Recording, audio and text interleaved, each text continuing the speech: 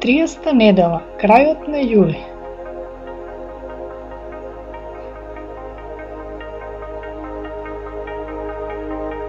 Сега сме овде. За 9 недели е рамноденица, која го означува почетокот на есента. Земјата е магнетизирана како огромен магнет со два полови блиску до северниот и јужниот пол.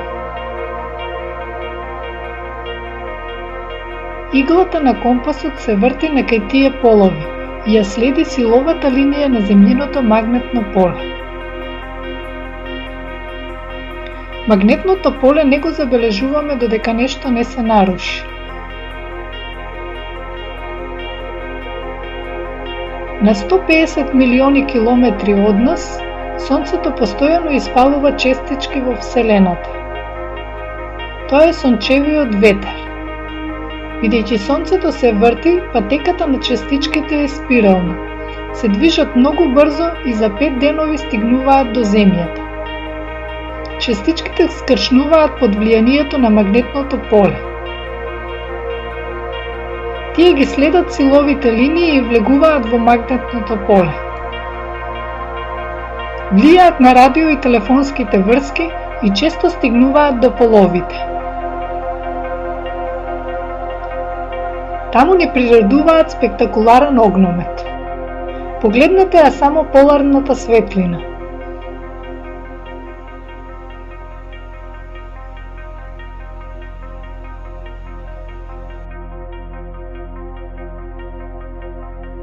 За тоа време кај нас е топло. Ова се деновите на кучето. Зошто се викаат така? Именувани се под созвездието Канис Минор, што значи мало куче. Таа група е покрај Рак и Близнаци созвездие од хороскопот, според кој ја одредуваме положбата на планетите и Сонцето. Сонцето претходната недела беше во Близнаци и се упати на кај Рак. Малото куче е малку пониско. Гледано од Земјата, Сонцето е поблиску до малото куче. Ова се деновите на кучето. Подсетете се, не се движи Сонцето, туку Земјата по орбитата. Само не изгледа како Сонцето да се движи пред хороскопот. Во деновите на кучето температурите се највисоки.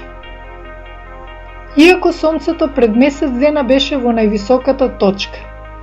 Потребно е време за да се загрее огромната маса на атмосферата. Уште подолго е потребно да се загрее морето.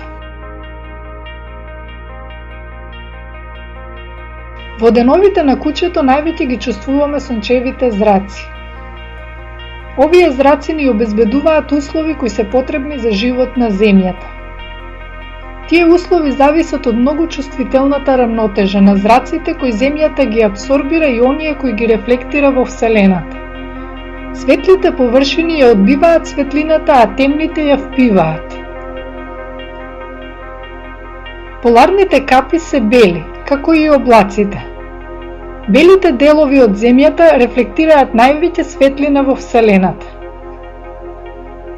Земјините темни делови, како шумите и длабокото море, абсорбираат многу зраци и само мал дел ги одбиваат. Земјата абсорбира само 2/3 од зраците, што не е доволно. Би било ладно со просечна температура од -18 степени Целзиусови, но нас не спасува ефектот на стаклена градина. Облаците и атмосферата ги пропуштаат инфрацрвените зраци кои ги загреваат и спречуваат топлината да оди во Вселената. Благодарение на ефектот на стаклена градина, просечната температура е 17 степени Целзиусови и климата е стабилна. Што е со загадувањето?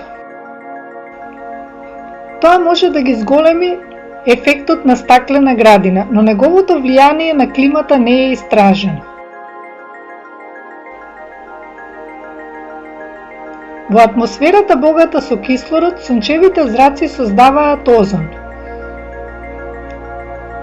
Постои корисен озон и штетен озон. Во низините, посебно кога е топло, кислородот со јаглерод диоксидот создава штетен озон. На големите надморски височини озоновот е активен филтер кој ги впива ултравиолетовите зрачења со кои сонцето нас не бомбардира. Без тој заштитен слој, ултравиолетовите зраци би нас свариле и стерилизирале. Денес пронаоѓаме дупки во озонската обвивка, посебно на јужниот пол. Се уште не знаеме дали причината за нив се периодичните природни циклуси или се вкупните штетни ефекти. Затоа ја ограничуваме употребата на хемикалии кои можат да ја оштетат озонската обвивка, посебно на хлорофлуоројаглеродот кој е состојка на аеросолите. Озонот има две различни дејства. Озонот создаден од јаглерод диоксидот од воздухот е штетен, но озонот од големите надморски височини е корисен и неопходен кога сме на сонце. Сончевите зраци можат да бидат опасни, но нас не одржуваат во живот. Сонцето ни дава топлина, а сега е дури и жешко. Дали за секогаш ќе не снабдува со енергија? Не за секогаш, но доволно долго за нас луѓето. Додека сјаело во текот на 4,5 милиарди години, Сонцето ја согорувало својата материја, водород и хелиум. За неколку милиарди години ќе му снема гориво. Земјата нема да умре од ладно. Пред да се угасне, Сонцето ќе ги проголта орбитите на најблиските планети. Целосно ќе ја спржи Земјата и атмосферата и океаните ќе испарат. Нас тогаш веќе подолго време ќе не нема. Животот каков што ние го знаеме трае многу кратко. Ако 4 милиарди години од земјината историја се соберат во една година, животот на копното би се појавил во декември на крајот од годината.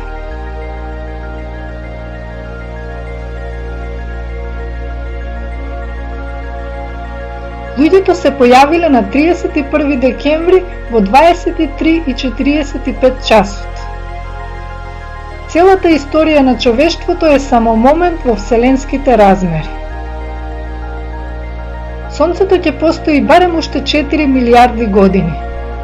Ние сме во сендвич помеѓу минатото и иднината, кои траат неспоредливо подолго од нас.